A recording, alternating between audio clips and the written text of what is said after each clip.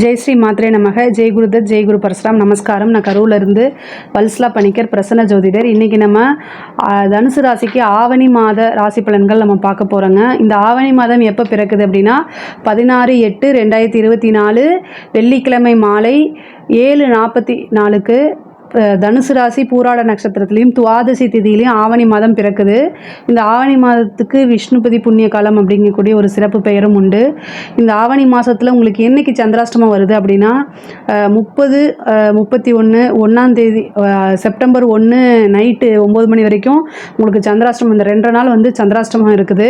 இதில் வந்து நீங்கள் முக்கியமான முடிவுகள் எடுக்கிறத அவாய்ட் பண்ணிக்கணும். அதே மாதிரி நீண்ட தூர பிரயாணங்கள், புது முயற்சிகள் எடுக்கிறது, இந்த மாதிரி விஷயங்களை அவாய்ட் பண்ணிக்கிட்டிங்கன்னா ரொம்ப நல்லது. இல்லை எனக்கு வேறு வழியே இல்லை, சான்ஸ் இல்லை, எடுத்து தான் ஆகணும், சந்திராஷ்டமம் அன்னைக்கு வேறு தவிர்க்க முடியாத ஒரு சுச்சுவேஷனாக இருக்குது அப்படின்னா சிவன் கோவிலில் இருக்கக்கூடிய சந்திர பகவான் இருக்கார் இல்லைங்களா, அவருக்கு 2 நெய் தீபம் வாசனை நிறைந்த வெள்ளை மலர்களால் அர்ச்சனை பண்ணிவிட்டு நீங்கள் ஒரு புதிய முடிவுகள் எடுக்கிறது இல்லை ஆஸ் யூஷுவல் உங்களுடைய விஷயங்களை நீங்கள் தொடர்ந்து செய்யலாம்.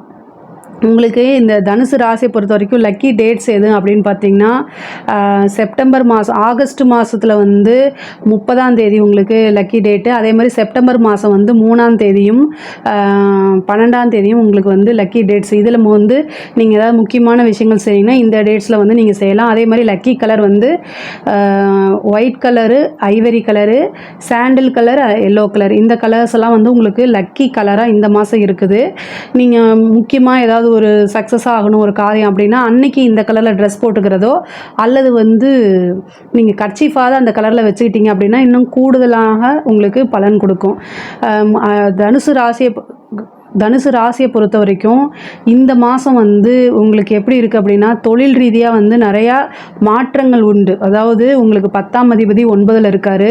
நீங்கள் இது வரைக்கும் வந்து நீங்கள் நிறைய விஷயங்கள் செஞ்சுருப்பீங்கன்னா அதுக்குண்டான பேரெல்லாம் கிடச்சிருக்காது. பட் ஆனால் இந்த மாதம் அது வந்து பிஸ்னஸில் நம்மளால் சாதிக்க முடியும் அப்படிங்கக்கூடிய எண்ணத்தை வந்து உருவாக்கி கொடுத்துரும். அதே மாதிரி நல்ல மாற்றங்கள் உறுதியாக உண்டு. நீண்ட தூர பிரயாணம் உறுதியாக உண்டு. அலைச்சல் அப்படின்னு மட்டும் நீங்கள் நினைக்காதீங்க. உங்களுடைய ராசி அதிபதி 6ல் தானே இருக்கார் அப்படின்னு நீங்கள் நினைக்காதீங்க. நீங்கள் எந்த அளவுக்கு எஃபோர்ட் போடுறீங்களோ அந்தளவுக்கு கை மேலே பலன் இருக்குதுங்க. ஏன்னா உங்களுக்கு சனி இப்போ வக்ரமாக இருக்கார். வக்ரனால உங்களுக்கு நல்ல பலன்கள் இருக்கும். 6ஆம் இடத்துல உங்களுக்கு, அதாவது உங்கள் தனுசு ராசியை பொறுத்த வரைக்கும் 6ஆம் இடத்துல செவ்வாயும் குருவும் சேர்ந்துருக்கு. அப்போ உழைப்புங்கிற அந்த ஸ்தானத்தில் வந்து உங்களுக்கு சனியும் செவ்வாயும் குருவும் இருக்கனால நிறைய நன்மைகள்லாம் கிடைக்க போகுது. தொழில் ரீதியாக அலைச்சல் இந்த மாதம் நிறைய இருக்கும் தான், நான் இல்லைன்னு சொல்லலை. ஆனால் அதுக்கெல்லாமே பலன் உறுதியாக உண்டு. அப்போ குருவும் செவ்வாயும் சேர்ந்து 12ஆம் இடத்தை பார்க்குறாங்க. குருவும் செவ்வாயும் சேர்ந்து 12ஆம் இடத்தை பார்க்கும்போது உங்களுக்கு இன்வெஸ்ட்மெண்ட் எந்த அளவுக்கு நீங்கள் இன்வெஸ்ட்மெண்ட் போடுறீங்களோ அது எல்லாமே உங்களுக்கு நல்லது. புதுசாக ஸ்டார்ட் பண்ணணும்னு நினச்சிங்கனாலும் பண்ணலாம். அதுக்கு இந்த மாதம் சூப்பரான மாதம். நீங்கள் இது வரைக்கும் பிஸ்னஸே செய்யலை, ஆனால் இப்போ நம்ம ஸ்டார்ட் பண்ணலாமான்னு கேட்டிங்கன்னா தாராளமாக ஸ்டார்ட் பண்ணுங்கள். அதுக்கு இந்த மாதம் சூப்பரான மாதம். உங்களுக்கு 9ஆம் இடத்துல வந்து சூரியன் வந்து ஆட்சி பெற்றிருக்காரு. நீங்கள் நல்லபடியாக சக்ஸஸ் ஆகணும். உங்களுக்கு 9ஆம் அதிபதி 9லே இருக்கார். இந்த மாதம் உங்களுக்கு நல்ல பேர் புகழ் எல்லாமே கிடைக்குங்க. இவ்வளோ நாளாக உங்களை ரெகக்னைஸ் பண்ணாதவங்க கூட இந்த மாதம் ரெகக்னைஸ் பண்ணுவாங்க. சூரியன் வந்து 9ஆம் இடத்துல 9ஆம் அதை ஆட்சி பெற்றிருக்காரு. உங்களுக்கு 9ஆம் அதிபதி தான் வந்து பல பாக்கியங்களை பெற்றுக்கொள்ளக்கூடிய பிளானட்டாக இருக்குது. அப்போ வந்து ஆவணி மாதம் வரக்கூடிய 4 ஞாயிற்றுக்கிழமையும் என்னென்னா சூரிய பகவானை வழிபாடு பண்ணுங்கள். சூரிய பகவானை காலையில் 6 to 7 உதயமாகக்கூடிய சன் ரைசிங் இருக்குல்ல அந்த டைமில் வழிபாடு பண்ணுங்கள். அஸ்தமனமாகக்கூடிய சூரியனை வழிபாடு பண்ணாதீங்க, அது தோஷமாயிரும். 6 to 7 சூரிய கோரை ஞாயிற்றுக்கிழமை நீங்கள் வந்து வீட்டிலையே வழிபாடு பண்ணலாம். அல்லது அருகில் இருக்கக்கூடிய சிவன் கோவிலுக்கு போயிட்டு அங்கே சூரியன் தனியாக சனி சன்னதி இருக்கும் அல்லது தனியாக இருப்பார், அவரை போய் வழிபாடு பண்ணலாம். காலையில் 6 to 7 அது கோதுமைனால் செஞ்ச ஸ்வீட்னால் அவருக்கு வழிபாடு பண்ணிங்கன்னா ரொம்ப ரொம்ப சூப்பராக இருக்கும். நிறைய நன்மையான விஷயங்களும் உங்களுக்கு வந்து சேரும். தொழில் ரீதியாக உறுதியாக வளர்ச்சி அப்படிங்கிறது இருக்கும். ஏதாவது ஒரு திடீர்னு ஒரு அதிர்ஷ்டம் உண்டு. அதிர்ஷ்டங்கிறதே 9ஆம் இடம் தான். அந்த அதிர்ஷ்டம் திடீர்னு உங்களுக்கு வரும் தொழில் ரீதியாக. அது மூலிமா உங்களுக்கு நல்ல ஆதாயம் வருமானங்கள்லாம் கிடைக்கும். அதே மாதிரி புதுசாக பார்ட்னர் போடுறதுக்கு உண்டான வாய்ப்புகள் இருக்குது. நீங்கள் வந்து உங்களுக்கு ஐடியாஸ் இருக்கும், பட் ஆனால் வந்து இன்வெஸ்ட்மெண்ட்டுக்கு பணம் இருக்காது அப்படிங்கிறவங்களுக்குலாம் பார்ட்னர் வந்து கிடைக்கக்கூடிய அமைப்புகள் இருக்குது. ஆனால் அலைச்சல் இந்த மாதம் நிறையா தான் இருக்கும். ஆனால் அதுக்கு உண்டான பலன்களும் உறுதியாக உண்டு. உத்தியோகத்தில் இருக்கவங்களுக்கு சூப்பர். நீங்கள் எவ்வளோ நாளாக வந்து வெயிட் பண்ணிட்டு இருந்திருப்பீங்க, ஆனால் எதுவுமே கிடச்சிருக்காது. ப்ரொமோஷன் கிடச்சிருக்காரு, நீங்கள் சொந்த ஊர்லேருந்து வெளியூரில் வேலை பார்த்துட்ருப்பீங்க, சொந்த ஊருக்கு போகணும்னு நினைப்பீங்க, அது முடியாமல் இருந்திருக்கும். ஆனால் இதெல்லாமே வந்து இப்போ இந்த மாதம் நடக்கும். ஏன்னா 9ஆம் இடத்துல வந்து பார்த்திங்கன்னா உங்களுக்கு சூப்பரான கிரகங்கள், அதாவது புதனும் சேர்ந்துருக்கு, அதே மாதிரி சூரியன் இருக்கார், ஆட்சி பெற்றிருக்காரு, சுக்கிரன் இருக்குது.